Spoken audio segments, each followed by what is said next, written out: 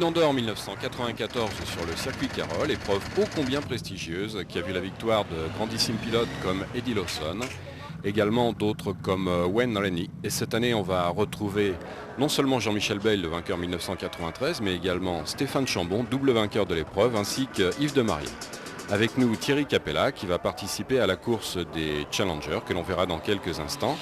Mais bien sûr, ce Guidon d'Or 1994 comporte également le Quad d'Or, une épreuve réservée donc aux 4 roues, avec de très nombreux participants, une quinzaine de milliers de spectateurs, ce qui fait le bonheur des éditions La Rivière, dirigées par Baman.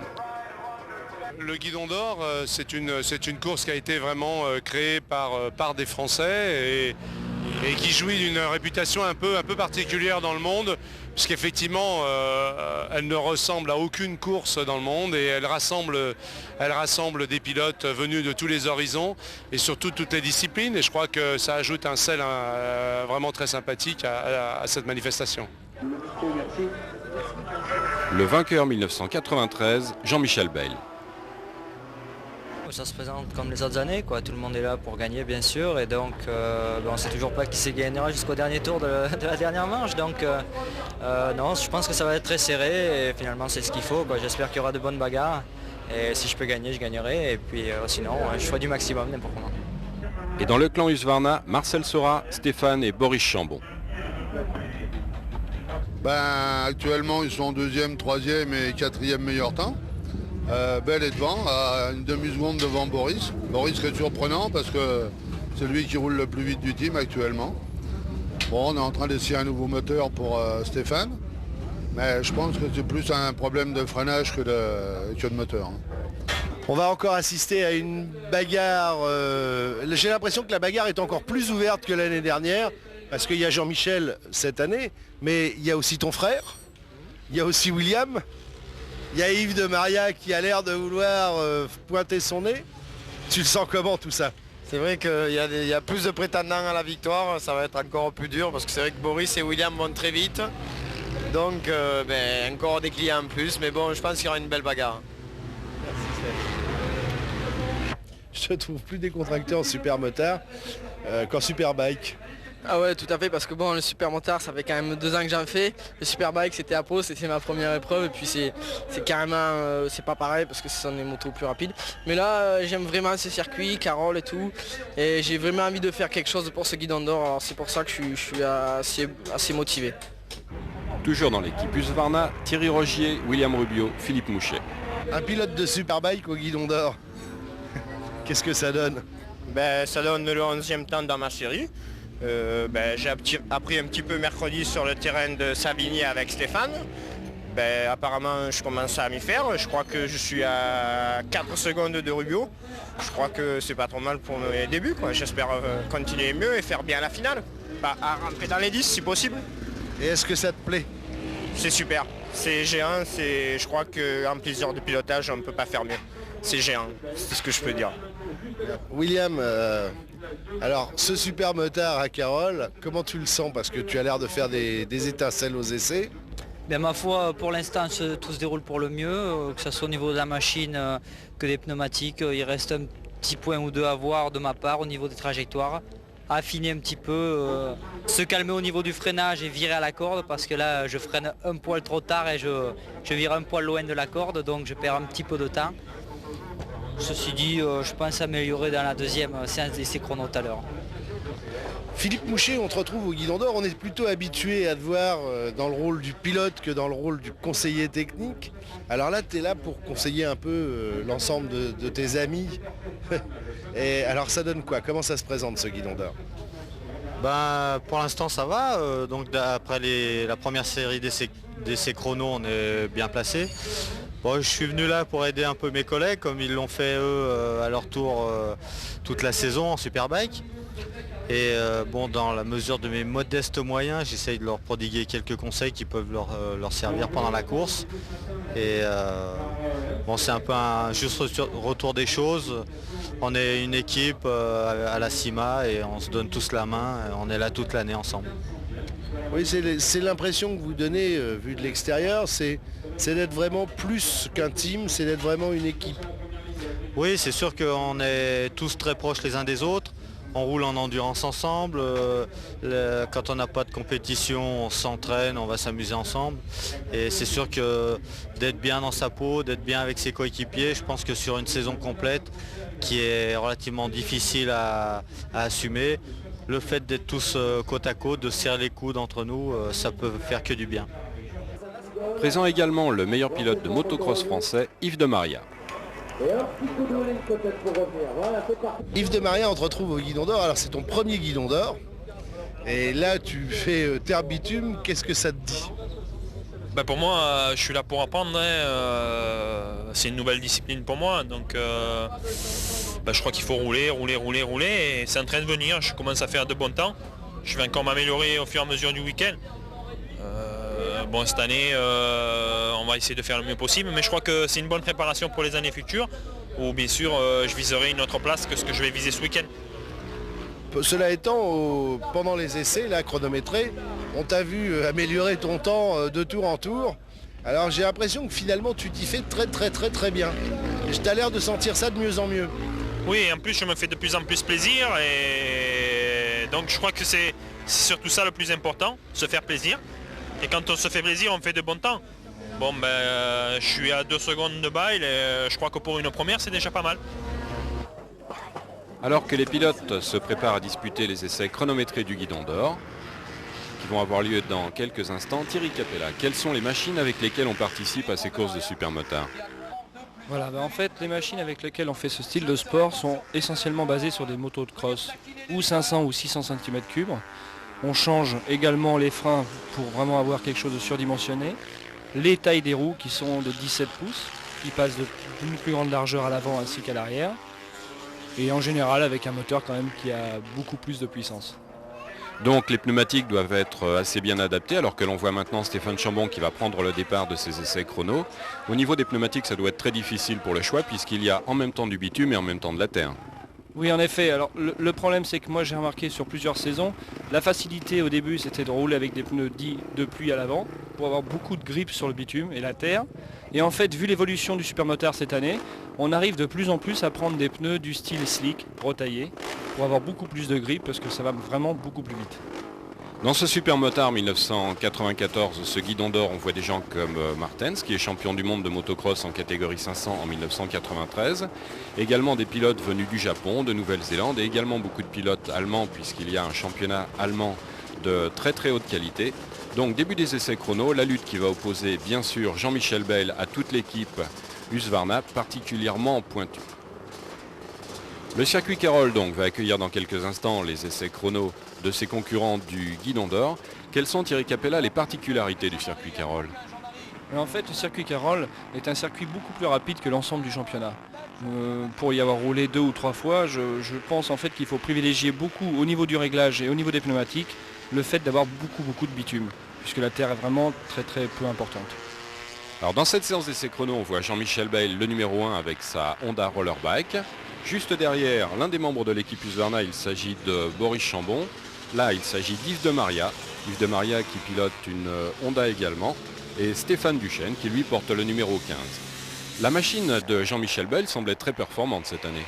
Oui, tout à fait. Là, il a vraiment travaillé beaucoup avec les établissements Rollerbike ainsi que Jean-Marie Akins et ils lui ont fait vraiment une très bonne machine puisqu'il y a quand même un CTS, c'est-à-dire un passage de vitesse obligatoire, c'est-à-dire qui nous permet de ne pas couper les gaz, qui est quand même quelque chose qui peut vous faire gagner quelques centièmes de seconde, je dirais, sur un tour comme celui-là, plus un recentrage du moteur dans le cadre, etc. C'est vraiment une très bonne moto avec un très bon pilote.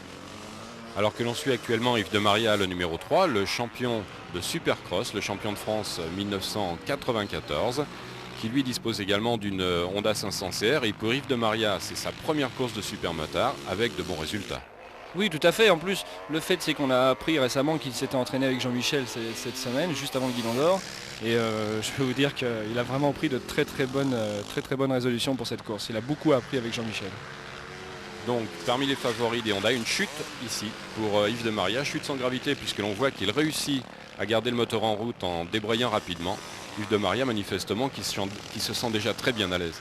Oui, et puis en plus, le fait pour un crossman, c'est qu'en le regardant rouler un petit peu, il a déjà quand même un bon significatif sur les trajectoires. Et toujours le fait d'un garçon quand même qui a un certain niveau mondial attaque tout le temps. Et l'on voit de superbes travers, ici en l'occurrence par exemple de Stéphane Duchesne. Et l'on a vu également que le style de Jean-Michel Bayle au niveau pilotage est très particulier puisque dans les virages sur le bitume, il pose presque le genou par terre. Oui, en fait, je pense que c'est quand même une très très bonne solution pour ce circuit puisqu'il n'est pas très très sinueux à part 2 ou 3 petits virages où il faut faire attention, mais moi je pense que c'est quand même la bonne solution pour aller très très vite. Le style vitesse est vraiment ce qu'il faut pour Carole.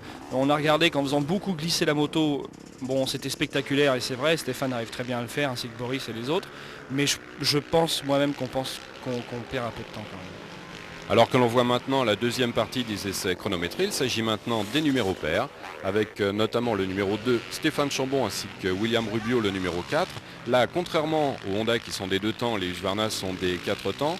Quelles sont les différences essentielles au niveau pilotage entre ces 2 styles de moto? Disons, je pense qu'une Husky sera plus facile à piloter, je dirais, pour la faire glisser.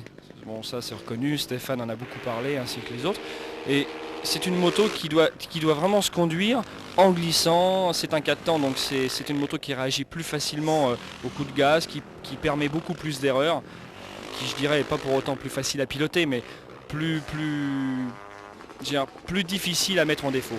Et pour le circuit Carole, le problème de cette machine, c'est qu'elle a tendance à beaucoup plus glisser, je veux dire, à être appelée à être pilotée comme une moto qui glisse beaucoup plus qu'une Honda par exemple. Et après ces essais chrono du Guidon d'Or, on va assister dans quelques instants à l'un des spectacles d'animation offerts par les organisateurs. Il s'agit en l'occurrence du cascadeur Alain Bourg.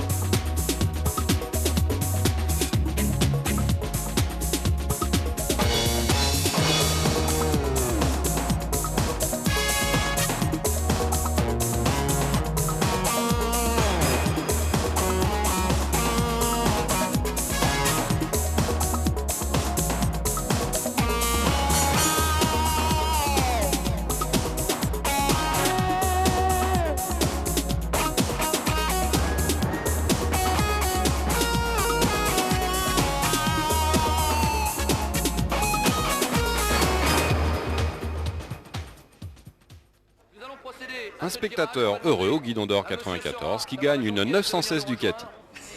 Laurent Vivarelli, c'est vous? Voilà notre ami Baman qui représentera en la circonstance les éditions La Rivière et Motorevue, partenaires de cette organisation et de ce concours.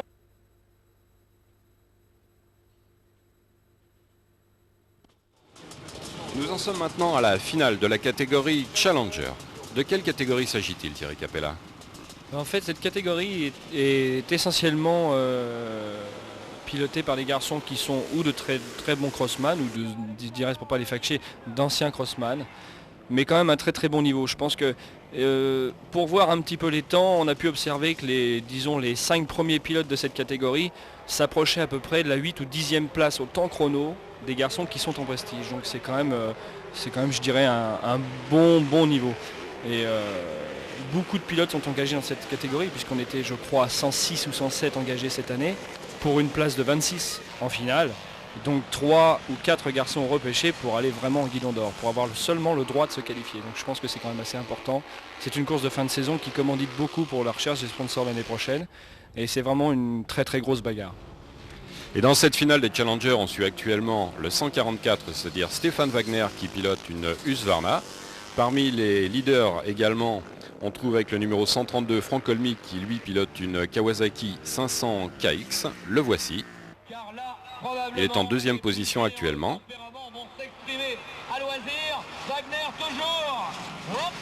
Toujours Stéphane Wagner. Et dans ces Challengers, on a vu qu'il y avait beaucoup de pilotes allemands, notamment l'allemand Ernst Beck qui porte le numéro 53 et qui pilote une Husqvarna, alors que vous Thierry, vous avez une 500 CR qui porte le numéro 69. Vous étiez parti en première ligne, mais votre départ a été relativement moyen. Oui, c'est vrai que là j'ai pas vraiment assuré. J'ai changé mon embrayage la veille de la course parce que j'avais un problème, il cirait beaucoup. Et il s'est avéré qu'avec un embrayage neuf, j'ai eu beaucoup de mal à le sentir, à sentir le feeling sur le départ. Et je suis vraiment très très mal parti, ce qui a laissé Wagner prendre un peu le large. Et j'ai rien pu faire pour l'instant. Alors Stéphane Wagner, numéro 144 avec son Husqvarna que l'on suit actuellement, va faire une très très belle course en menant pendant toute la finale. Juste derrière lui, actuellement, je rappelle, Franck Olmy avec sa Kawasaki qui porte le numéro 132. Et la Husqvarna de Wagner que l'on suit actuellement, manifestement, est une moto très performante. Oui, j'ai pu avoir la chance de rouler une fois avec lui juste avant cette course. Et bon, déjà, le garçon va très très bien, ça je peux vous l'assurer. Et cette moto était vraiment très bien préparée parce que j'ai remarqué que dans la ligne droite, en étant un peu tous les deux, je ne pouvais rien lui reprendre avec ma Honda et elle était un petit poil beaucoup plus vite. Mais bon, s'il fait aussi, c'est que le gars qui est dessus va très très bien. Alors, donc nous avons Wagner actuellement en tête, toujours avec le numéro 144. Juste derrière, nous avons Franck Olmy. Le pilote qui est troisième est Ernst Beck qui est allemand, qui pilote également une Husqvarna numéro 53. Il y a un championnat d'Allemagne, ce qui expliquait la présence de nombreux pilotes germaniques lors de cette finale des Challengers, des Allemands qui vont très très bien. Oui, absolument. Là, pour parler de Ernst Beck, puisque c'est quand même quelqu'un que j'aime beaucoup, puisque je connais ce garçon depuis le début du championnat. C'est un garçon qui est très propre, qui va très très vite, qui a un très très bon matériel aussi, puisque c'est un des plus gros teams allemands sur le championnat de France. Et c'est des garçons vraiment très très réguliers, qui s'entraînent beaucoup, qui prennent beaucoup ça à cœur. Et là, je peux vous dire qu'il était très très difficile à passer. J'ai eu beaucoup de mal. Donc pour le moment, toujours en tête Wagner, alors que derrière nous avons Olmy. Le numéro 125 qui va très très bien également, c'est Christophe Lorenzato avec sa Honda. Oui, tout à fait. Christophe est un très très bon pilote aussi. J'ai pu rouler 2 ou 3 courses du championnat avec lui. Deux courses sur 3, il était manifestement devant moi parce que c'était des circuits beaucoup plus sinueux avec beaucoup plus de terre. Et je dirais que c'est un petit peu mon handicap. J'ai vraiment beaucoup de mal dans la terre, même après 3 ou 4 saisons. Donc là, je me suis dit qu'à Carole, avec la partie de bitume, je pensais pouvoir le tenir et c'est ce que j'ai pu faire. Et l'on suit actuellement la bagarre pour la deuxième place avec Olmy qui a l'avantage devant Lorenzato, Beck étant en quatrième. Vous Thierry, vous êtes actuellement en 5e position. La finale a été extrêmement spectaculaire avec beaucoup de bagarres jusque dans le dernier tour. Est-ce que c'est classique sur une course de Challenger ? Et pas vraiment en fait, puisque on a pu remarquer que l'année dernière, un pilote qui était Franck Boulisset était parti seul devant avec, je dirais, presque une ligne droite d'avance. Il y avait aussi Pierre Soleri à cette époque qui avait fini 2e et moi 3e, donc comme cette année. Et on était vraiment les 3 pilotes devant et encore moi j'étais vraiment en tant que 3e déjà un petit peu dépassé puisque les 2 premiers étaient partis très loin. Mais là on voit cette année vraiment qu'il y a 5 pilotes qui peuvent gagner jusqu'au dernier tour. Il y a vraiment 5 pilotes à part Franck Wagner bien sûr qui est parti un petit peu loin quand même. Mais les 4 pilotes qui sont derrière avec moi ont vraiment la chance de pouvoir gagner. Et là c'est vraiment très important pour nous et pour la course. On revoit maintenant donc Stéphane Wagner qui est toujours au commandement alors que Lorenzato s'est emparé de la 2e position avec sa Honda juste devant Olmy, ce qui nous donne une Husqvarna en tête devant une Honda et une Kawasaki en 3e position. Donc on peut dire qu'au niveau machine il y a quand même une certaine égalité entre les différentes marques. Oui, je pense que la Honda a plus de facilité dans les lignes droites à ressortir des virages un peu plus vite. Par contre, comme on le voit à l'image, une chute de Christophe Lorenzato justement qui m'a permis de passer devant. Et on peut voir qu'une Husqvarna sera plus à l'aise dans les petits virages sinueux où elle peut ressortir un peu à l'embrayage. Une Honda va glisser beaucoup plus, sera beaucoup plus délicate je dirais. Et enfin la victoire de Jean-Christophe Wagner. Jean-Christophe Wagner va donc l'emporter et être transféré, de même qu'Ernst Beck, Thierry Capella et Éric Delannoy.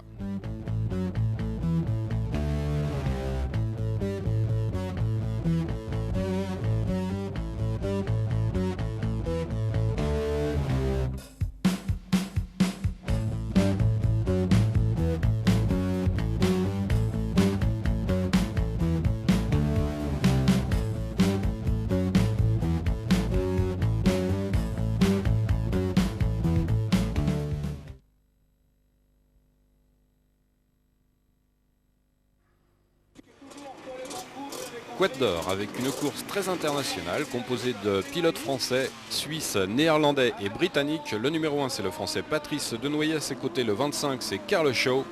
Et c'est parti pour un total de 10 tours extrêmement spectaculaire avec un petit avantage pour le britannique Carl Shaw, avec juste derrière lui Patrice Denoyer, troisième Will van der Laan, le néerlandais qui porte le numéro 7.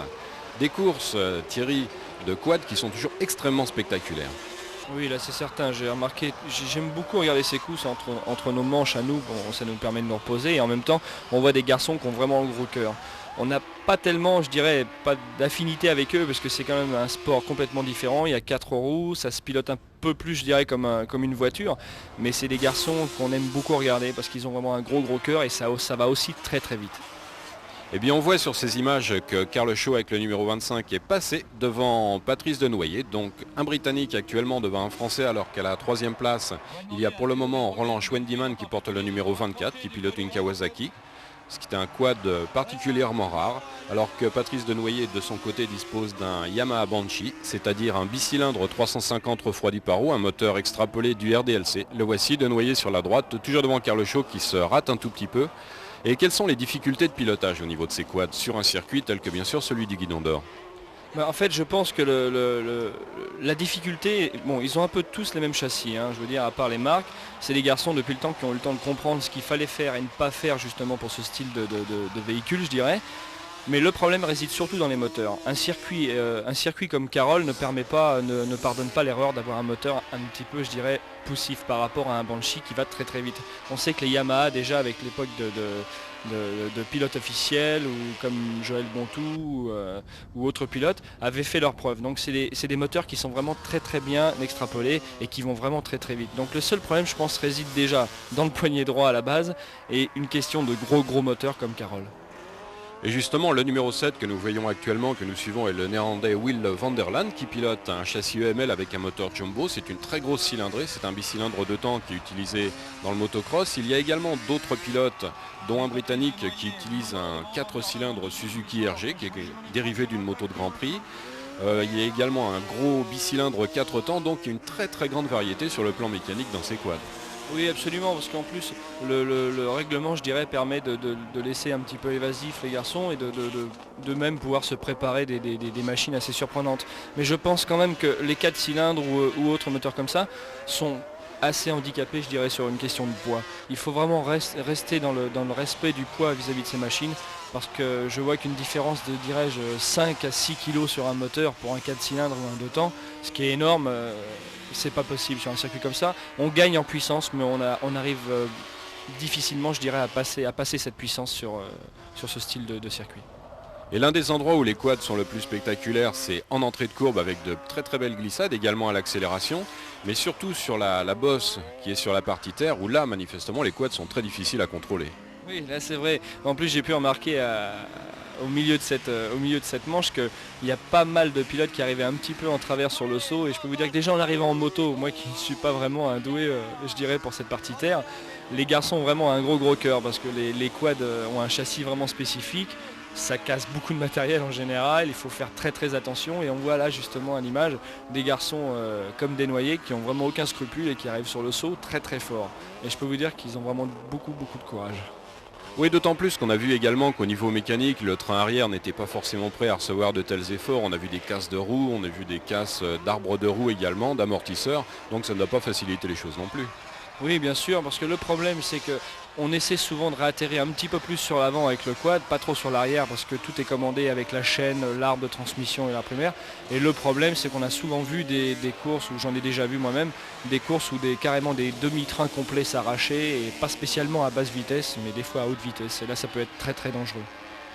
Et donc, dans cette finale du Quad d'Or 1994, c'est Patrice Denoyer, le numéro 1, qui va l'emporter, alors que derrière, il y aura une bagarre très très chaude, puisque nous allons retrouver 5 pilotes qui vont être groupés en une seconde. Et c'est Will van der Laan, le néerlandais, le numéro 7, qui va terminer 2e. Carl Shaw, le numéro 25, qui est britannique, va terminer 3e. Paul Winrow, également britannique, le numéro 21, va terminer 4e, devant un Suisse qui s'appelle Roland Schwendimann, alors que le 2e français sera Sylvain Saget. 7e, nous aurons Marc Gobert, 8e, Patrick Duranton, 9e, Samuel Gizy et 10e, Éric Demirjian. Donc une très très belle course dans cette finale du Quad d'Or. Donc voici maintenant l'arrivée. Nous allons retrouver sur le podium Patrice Denoyer, Will van der Laan et Karl Shaw. Et une interview rapide du vainqueur, Patrice Denoyer. C'est vrai que j'ai une bonne machine. Là sur le circuit je me sens bien. J'étais très mal en début de course parce que j'avais le dos bloqué. Et je suis toujours bloqué. Ça s'est produit aux demi-finales. Donc je savais vraiment pas du tout pour la finale. Et ça s'est bien passé, je suis mal parti. Mais après j'ai un bon moteur qui m'a permis quand même à certains endroits de récupérer et de rester bien dans le coup, quoi. J'aimerais quand même que pour les quads ce soit un petit peu plus violent, mesdames et messieurs. Le podium du Quad d'Or 94.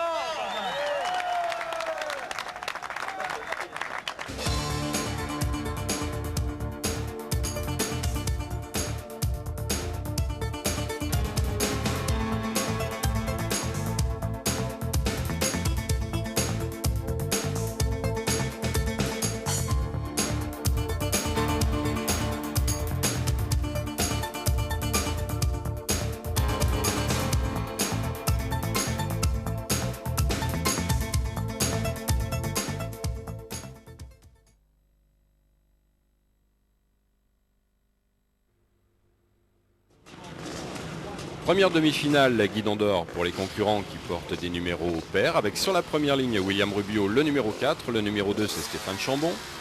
Là nous avons en gros plan Gwen Jabani, le numéro 20, et avec le numéro 12 il s'agit de Gilles Salvador. Première demi-finale qui se déroule sur 10 tours, avec un excellent départ du numéro 4 William Rubio, poursuivi par Stéphane Chambon, le numéro 2 qui tente de lui faire l'intérieur. Donc comment ça se passe Thierry au niveau des qualifications alors qu'on voit Gilles Salvador qui a pas mal de petits problèmes à l'extérieur? Comment ça se passe pour se qualifier? Qu'est-ce qu'on vise dans ces cas-là? En fait on vise surtout vers les garçons qui sont devant, on vise carrément la première ou la deuxième place. Je veux dire, ils savent très bien que ou un Stéphane ou un William sera très difficile à aller chercher, mais il y a des garçons comme Gwen Jabani, Stéphane Duchesne, des gens comme ça qui sont vraiment très hardis au pilotage, Gilles Salvador, et qui n'ont vraiment peur de rien et surtout pas d'aller essayer de chercher un Stéphane Chambon ou un Boris Chambon ou des pilotes comme ça. Mais je veux dire, il faut être clair que ces pilotes sont un très très haut niveau. Je veux dire, ça va très très vite, j'ai pu m'en rendre compte en essayant de faire une demi-finale avec eux. Et donc de toute façon il n'y a pas de cadeau à se faire. Je veux dire, chaque pilote est là pour essayer de gagner ou de se mieux placer au mieux. Il y a 11 qualifiés sur cette demi-finale et je peux vous dire que les 11 garçons qui seront devant vont pas se finir mais vraiment se cracher dans les mains pour essayer de gagner. Donc on a vu en début de course William Rubio qui menait avec le numéro 4 et là Stéphane Chambon avec le numéro 2 qui lui fait l'intérieur, les deux coéquipiers de la CIMA. Stéphane Chambon qui va finir par remporter cette première demi-finale alors que William Rubio va terminer en deuxième position. Et un tout petit peu plus loin, on va trouver Gilles Salvador devant Gwen Jabani, alors que Stéphane Wagner, que nous avons vu tout à l'heure avec son numéro 44, qui est donc issu de la qualification des Challengers, va réussir à terminer en 5e position devant Thierry Rogier. Thierry Rogier qui est un des spécialistes français de la catégorie Superbike. Donc d'après vous Thierry Capella, est-ce que l'avantage va plutôt aux pilotes de cross ou plutôt aux pilotes de vitesse? Mais en fait je dirais que sur ce circuit l'avantage est donné plutôt aux pilotes de vitesse. Il y a très peu de bitume, de terre pardon, comme je vous disais tout à l'heure. Et c'est vrai que moi je me rends compte que c'est une des courses où je roule le mieux disons dans l'année. Et quand il y a beaucoup de terre on a beaucoup de mal. Donc je pense que là vraiment c'est un circuit beaucoup plus fait pour les pilotes de vitesse que pour les pilotes de cross. Et l'on voit qu'à l'occasion de cette demi-finale, ça va aller très très vite devant puisque le meilleur tour va être réalisé par William Rubio en 1:21:79, c'est-à-dire à 96,833 km/h. 96 km/h et même un petit peu plus sur un circuit pareil alors que nous suivons maintenant Gilles Salvador avec son numéro 12. C'est quand même très très vite si l'on tient compte de la partie terre qui est sinueuse et particulièrement glissante. Oui, parce qu'en fait les vitesses de pointe de ces motos sur ce circuit sont assez relatives. Je pense qu'on avait eu un Jean-Michel Bayle ou un Stéphane Chambon aux alentours des 178 voire 180 km/h pour le plus rapide. Et le reste du circuit est quand même assez sinueux à part les deux lignes droites qu'on a. Donc 95 voire 96 km/h, c'est vraiment très très vite. Donc devant toujours les deux pilotes Husqvarna qui sont très nettement détachés puisque Stéphane Chambon va l'emporter devant William Rubio avec 3 secondes d'avance. Gilles Salvador quant à lui va terminer à 13 secondes 7. Gwen Jabani le 4e sera à 35 secondes alors que Wagner va terminer en 5e position à 47 secondes juste devant Thierry Rogier et devant Beat Gocci. Des bagarres qui sont très importantes et des positions à l'arrivée importantes en demi-finale puisqu'elles conditionnent la position sur la grille de départ de la finale. Oui, bien sûr, là on a remarqué quand même Stéphane Wagner, un garçon qui vient avec moi du Challenger, qui a vraiment très bien assuré sa place, je dirais, qui est bien parti et qui vraiment est dans le coup et qui a bien roulé. Donc ça va le permettre de se placer relativement bien sur la grille pour le départ. Et avec le problème des temps que nous avons fait en Challenger et de ces garçons qui roulent beaucoup plus vite que nous, le plus important était de se placer vraiment en avant. Et rappelons que dans cette première demi-finale, vous Thierry, vous allez terminer en 9e position alors que vous étiez parti sur la dernière ligne. Ça a été difficile? Ça a été vraiment très difficile parce que j'ai regardé un petit peu les temps des garçons jusqu'au 15e et on avait déjà personnellement une seconde dans la tête, je dirais. Donc là ce qu'il fallait c'est que je prenne un départ à excellence, ce que j'ai pas vraiment fait. Je me suis mis à l'extérieur pour essayer vraiment d'avoir le champ libre au maximum. Bon, je suis resté collé toute la course avec un garçon comme Alain Duhat qui a été un garçon qui va très vite encore en 600 Super Sport et autres. Et le problème c'est qu'on même sur 10 tours, si on roule dans telle seconde, si les gens qui sont devant vous à 20 ou 30 mètres roulent dans les mêmes temps, c'est impossible d'aller les chercher. Si on part très loin sur la grille, c'est vraiment très difficile. Et je suis vraiment très content de m'être qualifié dans les 11 premiers. On a vu Steve Widmer brièvement avec son numéro 10 qui avait été malheureusement pour lui victime d'une crevaison. Donc toujours en tête pour le moment Stéphane Chambon avec William Rubio derrière lui. Est-ce que vous pensez que dans ces cas-là, on donne des consignes aux deux pilotes afin qu'ils terminent dans telle ou telle position au sein d'une écurie, comme par exemple dans le cas précis la Sima Husqvarna? En fait, je ne pense pas. Moi, disons que par élégance, je pense que William n'ira pas essayer de pousser à la faute Stéphane. Il est vrai que sur 2 demi-finales, de toute façon que vous soyez premier ou deuxième, vous êtes sur la première ligne. Donc le fait est, c'est que même si Stéphane passe à la régulière, je pense que le rôle de William Rubio, alors qu'il était là aussi vite que lui, est de le suivre, vraiment de voir si personne derrière ne peut les mettre en danger et de finir avec son chef de file en tant que premier et deuxième. Et pour cette épreuve particulière sur le circuit Carole, l'usine Husqvarna, qui dépend du groupe Ducati et Cagiva, avait préparé un moteur spécial pour Stéphane Chambon. Mais malheureusement, lors des essais, les tests n'avaient pas été extrêmement concluants. Oui, enfin moi j'ai pu voir ça, je dirais, de ma petite fenêtre. Bon, Stéphane c'est un garçon que je connais un petit peu, ils sont vraiment extraordinaires puisqu'on a le temps de souvent discuter ensemble, on se voit toute l'année sur le championnat. Donc j'ai appris qu'ils avaient eu un moteur de 630 cm3 qui était directement livré par l'usine. Je pense que ça n'a pas été très bien aux essais puisque Stéphane a décidé de reprendre son moteur habituel. Mais bon, quoi qu'il en soit, même avec le 610, c'est un garçon qui reste très fort et très dangereux pour la finale.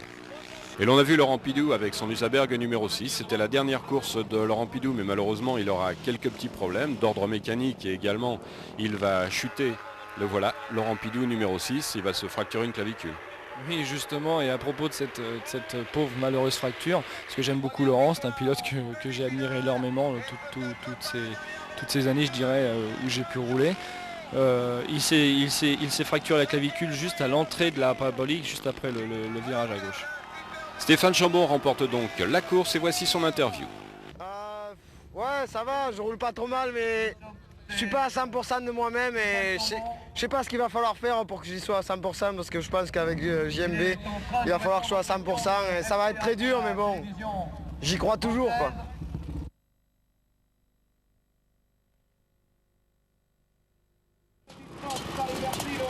Deuxième demi-finale, toujours pour le Guidon d'Or, avec cette fois les numéros impairs. Le grand favori, bien sûr, Jean-Michel Bayle, le numéro 1. Le voici, avec à ses côtés Boris Chambon ainsi qu'Yves de Maria, le numéro 3. Donc de très bons pilotes avec des machines fort différentes. Et c'est un petit peu à la surprise générale Boris Chambon qui prend le meilleur départ devant Jean-Michel Bayle. Alors que derrière Stéphane Duchesne, le numéro 15, est en bagarre avec Yves de Maria, le numéro 3. Très vite, la lutte se résume à 2 pilotes, avec Boris Chambon sur ce Husqvarna contre Jean-Michel Bayle, le numéro 1. Est-ce que vous attendiez un super départ comme ça de Boris Chambon et le fait qu'il tienne un petit peu la dragée haute alors que malheureusement il y a ce qu'on appelle un empilage avec notamment le champion néo-zélandais, donc 2 pilotes qui vont s'accrocher après la bosse et un 3e qui va tomber. Les pilotes vont être un petit peu choqués mais rassurez-vous, pas de blessure grave, tout va se passer bien. Et donc on va retrouver en tête Boris Chambon, c'est un petit peu une surprise. Oui, mais enfin, on savait très bien depuis 2 ans que Boris roulait très vite, si ce n'est, je dirais presque aussi bien que Stéphane. Et là, c'est un garçon qui est vraiment très remonté pour cette course. Il voulait prouver à tout le monde qu'il peut aller très vite, si ce n'est plus vite que tout le monde. Et là, vraiment, je suis déjà très content pour lui. Et vraiment très surpris, mais là, il va vraiment très vite. Là. On a vu donc tout à l'heure qu'il y avait eu cet accrochage entre trois pilotes et malheureusement il va falloir interrompre brièvement la course afin de pouvoir porter secours aux pilotes qui ont chuté afin que les services de sécurité puissent intervenir dans les meilleures circonstances. Et là une petite chute, heureusement sans gravité. Oui, une chute de, je crois, Thierry Prière qui aussi participe au championnat toute l'année, mais bon, je pense qu'il va repartir assez vite. Alors que l'on suit ici Yves de Maria avec son numéro 3, voici les drapeaux donc qui signalent aux pilotes la chute qui vient de se produire. On voit également Martens avec son numéro 5, le champion du monde de motocross 500 cm3. Et le drapeau rouge va être présenté dans quelques instants. Cela n'est qu'une interruption de la course puisqu'il y a 10 tours au total. La course va être interrompue au bout du 3e tour et l'on va repartir pour le nombre de tours nécessaires. Alors que l'on voit ici en pleine bagarre actuellement. Donc toujours Boris Chambon ainsi que Jean-Michel Bell. Jean-Michel qui passe au freinage avec sa Honda contre le pilote officiel Husqvarna, l'un des 3 pilotes officiels de la CIMA. Jean-Michel Bell qui prend déjà un ascendant avec sa Honda Rollerbike par rapport au pilote Husqvarna. Drapeau rouge donc dans quelques instants avec une interruption de la course logique et nécessaire. Le voici, le drapeau rouge. On ne s'arrête que quelques minutes, les pilotes viennent se replacer sur la grille de départ et l'on recommence avec Yves de Maria, le numéro 3, qui prend un très bon départ. Et dans le premier virage, cette fois, pas de problème. Jean-Michel Bayle est au commandement alors que de son côté, eh bien, Boris Chambon s'est un petit peu raté au niveau du départ et qu'il y a une petite chute, sans trop de gravité heureusement, qui ne nécessite pas cette fois l'interruption de la course. Donc Jean-Michel Bell est en tête avec cette fois Yves de Maria en 2e position et un Allemand qui fait très fort. Il s'agit de Harald Ott qui porte le numéro 9. Donc Jean-Michel Bell au commandement. Il semble qu'au fur et à mesure des tours, Yves de Maria que nous suivons actuellement numéro 3 a énormément progressé. Oui absolument, parce que là on voit très bien en fait en partant en 2e position, il arrive complètement à contenir une bonne dragée de pilotes derrière, ils sont vraiment des fous furieux. J'ai pu apprendre que Yves s'était vraiment entraîné en vitesse et sur un petit circuit de kart avec Jean-Michel. Et là on peut vraiment se rendre compte que ça lui a fait beaucoup de bien. C'est un garçon qui apprend très vite. Et de toute façon au niveau mondial où ces gens je dirais sont confrontés tous les jours, ils ont une faculté d'adaptation qui est étonnante. Et là vraiment je suis vraiment étonné de la part d'Yves de Maria. Jean-Michel Bell est donc au commandement alors qu'Yves de Maria est en 2e position. Et déjà après une très belle remontée, Boris Chambon est revenu à la 3e place, juste derrière Yves de Maria. Boris Chambon qui avait complètement raté son départ et qui a dû doubler les pilotes de la qualité de Stéphane Duchesne, d'Olivier François et d'Harald Ott. Donc le but maintenant pour Boris Chambon va être de doubler Yves de Maria pour essayer de lui ravir cette 2e place. Par contre devant aucun problème pour Jean-Michel Bell. Oui, là Jean-Mi fait sa course seul en tête, il essaie de ne pas faire d'erreur, on voit vraiment qu'il attaque quand même au maximum, c'est un garçon qui est doué, ça on le savait, mais qui vraiment connaît son sujet, parce qu'on voit la moto qui freine très fort, il y a un petit décalage de la roue arrière juste pour la placer en virage, il calcule à fond sa course et il ne s'occupe vraiment pas de ce qui se passe derrière. C'est un garçon qui a l'habitude de rouler, je dirais, seul pour l'instant, et qui le fait très bien. Et la lutte, c'est pour la 2e position entre Yves de Maria, le numéro 3, Boris Chambon, le numéro 7. Et attention également à Stéphane Duchesne, le numéro 15, qui se rapproche légèrement. Stéphane Duchesne, qui est un pilote relativement peu connu, mais de très grande valeur, a priori en supermotard. Ah oui, absolument. Et en plus, je dirais, c'est un garçon aussi que je connais bien. C'est un garçon qui est vraiment très spectaculaire, qui manie une 500 CR avec beaucoup de brio, avec des garçons comme Gwen Jabani et autres. Mais c'est vraiment un garçon qui a le très gros cœur, qui a su attendre, préparer sa moto. Je l'ai vu arriver, je dirais, en début d'année l'année dernière. Il a fait une première course en Challenger alors qu'il débarquait, il avait une 500 CR stock. Il a couru avec nous les Challengers et a gagné la course haut la main sans problème et est passé en prestige directement. Donc c'est un garçon qui a vraiment beaucoup d'atouts dans sa manche et je pense qu'on va en entendre parler encore longtemps. Et à l'arrivée, eh bien, ce sera Jean-Michel Bell, bien sûr, qui va l'emporter, en réalisant également le meilleur tour de cette 2e demi-finale en 1:21,99, soit la moyenne de 96,597 km/h. Boris Chambon va terminer 2e à 13 secondes 6, alors que Stéphane Duchesne va terminer en 3e position à 17 secondes 2, juste devant Yves de Maria. 4e à 17 secondes 4, alors que le 5e est Olivier François. Voici donc l'arrivée maintenant et nous allons avoir l'interview de Jean-Michel Bayle dont vous allez pouvoir constater sur son visage qu'il est relativement fatigué en fonction d'une grippe intestinale. Jean-Michel Bayle qui n'est pas vraiment en pleine forme sur le plan physique. Oui, c'est ça, j'ai surtout essayé de régler un peu ma moto parce que la température n'est pas du tout la même qu'hier. Donc c'est un peu plus délicat, mais bon, c'est ce que j'ai fait. Donc ma moto marche à peu près bien et je pense que ça fera une belle finale avec Stéphane. Les temps que vous avez eus en course, vous les connaissiez ou pas? Non, pas du tout. Vous allez vous renseigner maintenant. Vous avez quelqu'un qui s'est chargé de faire la comparaison des chronos entre les premières et deuxièmes demi-finales? Non, puis c'est pas vraiment très important. Ce qui est important, c'est de se bagarrer pour la finale et puis on verra bien. Jean-Michel Maille, merci Jean-Michel.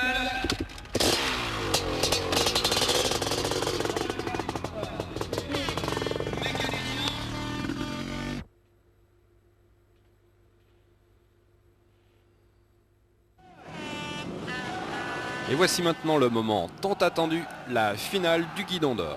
À suivre donc particulièrement Stéphane Chambon à droite avec le numéro 2 Jean-Michel Bell, alors que les deux pilotes Husqvarna, c'est-à-dire William Rubio numéro 4 et Boris Chambon numéro 7, réalisent un très très bon départ. Et c'est d'ailleurs Stéphane Chambon qui occupe la première place avec juste derrière lui, en bagarre, nous avons Jean-Michel Bell ainsi que William Rubio. Derrière, Thierry Rogier s'accroche avec un autre pilote et est donc contraint à redémarrer son Husqvarna. Un peloton extrêmement groupé derrière, par contre pas d'accrochage, tout se passe bien. Et déjà Stéphane Chambon est en tête devant William Rubio alors que Jean-Michel Bell n'est que 3e. C'est un peu une surprise. Jean-Michel Bell, non, mais le problème avec lui, c'est que de toute façon, même si je dirais il l'a pas vraiment raté, mais s'il prend un départ dans les 2 ou 3 premiers, vous voyez là on le voit tout de suite à l'écran, il a vraiment aucun problème à remonter très très rapidement sur la tête et à reprendre, je dirais, carrément la tête comme on le voit ici au bout d'à peine un tour et demi, quoi. Et l'on voit que Stéphane Chambon a sorti la grandissime attaque afin de pouvoir suivre Jean-Michel Bell. On voit sa machine par moment qui fait des étincelles avec les repose-pieds qui frottent par terre. Et pourtant, Stéphane Chambon va avoir beaucoup de mal à suivre Jean-Michel Bell. La Honda Rollerbike de Jean-Michel Bell au commandement. Et derrière les 3 Husqvarna, celle de Stéphane Chambon numéro 2, William Rubio numéro 4 et Boris Chambon avec le numéro 7. Gilles Salvador sur une Husqvarna engagée par le magasin Les Deux Roues est juste derrière eux. Et derrière, toujours une bagarre entre Yves de Maria, le numéro 3, ainsi que Stéphane Duchesne, le numéro 15. Deux pilotes que nous avions vus se bagarrer tout à l'heure à l'occasion des demi-finales. Et là, on pense pendant un certain temps que peut-être Stéphane Chambon va pouvoir inquiéter Jean-Michel Bell. Mais disons qu'en regardant bien ces images, on voit quand même ce que je disais tout à l'heure, c'est que l'Husqvarna glisse beaucoup plus que la Honda. Donc Stéphane a beaucoup de mal à la garder en ligne, alors que pour la Honda Rollerbike, c'est pas du tout la même chose. Vous voyez, la moto est bien en ligne, les gros appuis en freinage très très fort, la moto ne bouge pas vraiment. Tandis que Stéphane est vraiment beaucoup en bagarre vraiment extraordinaire. Et je pense que petit à petit, même si c'est à peine une demi-seconde, mais au fil des tours, je dirais, Jean-Michel Bell réussira à se détacher de lui. Et Jean-Michel Bell, à l'occasion de cette finale, va établir le meilleur temps absolu.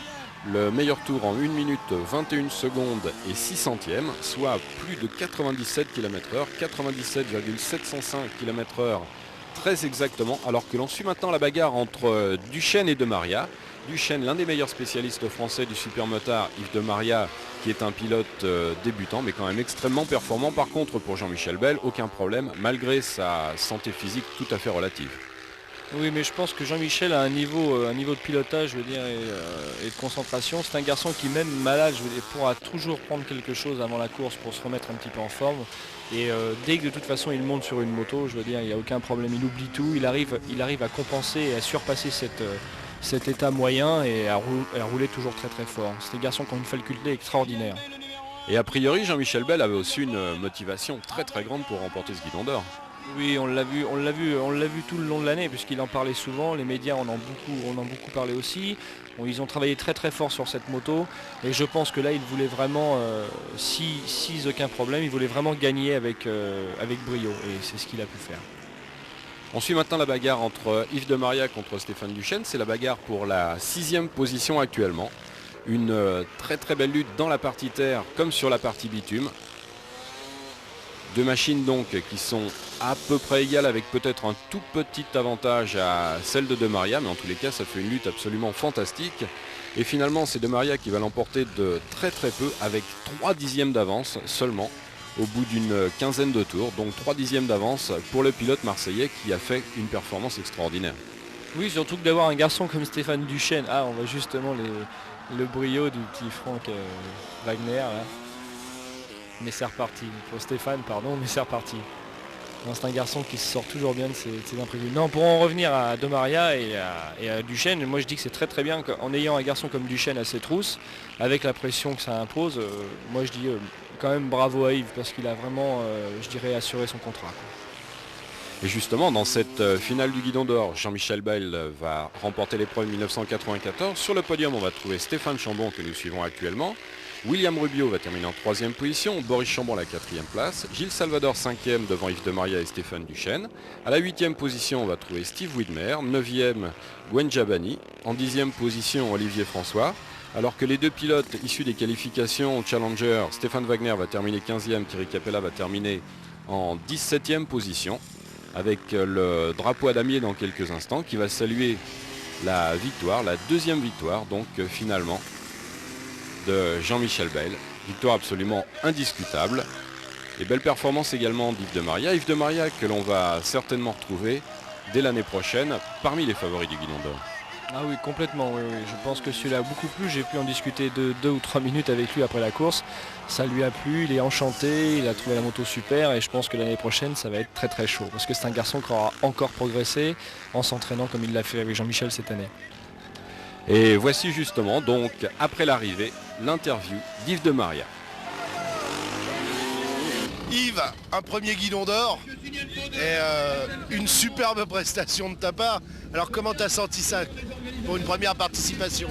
Pour moi c'était difficile, disons que c'était vraiment la première participation. Je crois que je me suis bien débrouillé, j'ai appris tout au long du week-end et ça allait de mieux en mieux. Bon j'espère être là de nouveau l'année prochaine pour essayer de gagner cette fois-ci.